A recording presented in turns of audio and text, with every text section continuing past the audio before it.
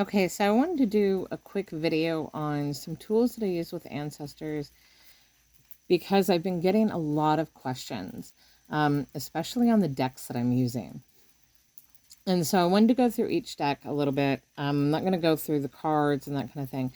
I'm just going to talk about them, share one other tool, and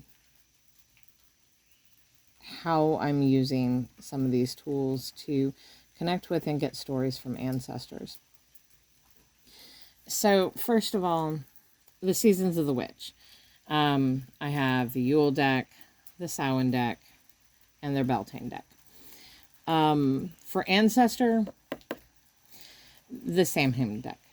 It is an absolutely fantastic deck to work with ancestors. It's like it was built for ancestor work.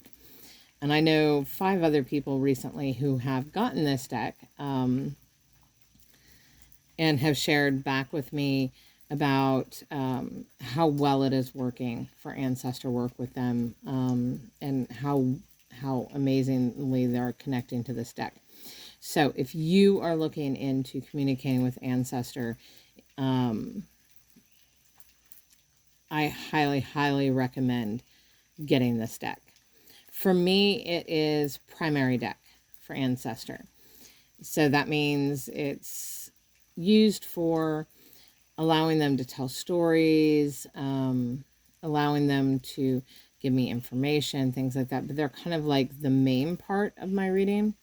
And then I'm using the Beltane and the Yule decks as actions or energy pieces to either explain more about the card here, or to give more depth, or to give actions that need to be done. So, and I'll go through and I'll show a spread at some point later showing how I do this. I just wanted to get a quick video out about these particular decks. I had anticipated that I would only use the Beltane when, in the warmer seasons, and then use the Yule in the colder months. And so kind of splitting them up. Interesting thing is my ancestors are starting to use a little bit of both, depending on, the day. And so what I'm doing is I'm using my pendulum, which I'm going to show you in a minute, and I'm holding it over each one and letting them pick what decks they want to use. What do they want to speak through? And it's been working out fantastic. There's, everything is clear. It's concise. It fits with what's going on. It makes sense. I mean, I've just never had any problems with these decks. I mean, they're just super spot on all the time. So this is my pendulum. It is just a little key on a chain. It was actually a necklace that I found at our flea market here. I was just walking through with my kids. We like to go look around, see what people have, that type of thing. And I walked by and it was hanging on a wall, and I was just immediately drawn. I need that. I have never really liked pendulum. It's never really been a thing that I was into, or that really, I felt drawn to. But this is the most fantastic tool. Being able to have something that I can just get yes, no answers, or use it to help, let them pick decks that they want to use to communicate that day, to confirm information. It's just been really fantastic. And I know people always think that they need certain type of tools and certain pendulums, and, we're spending all this money, but we really don't need to. There are all kinds of ways that we can make the tools that we need to make. I think this cost me like $1, maybe $1.50, but it was like right around in there. I mean, it was like nothing. And a lot of my tools are that way.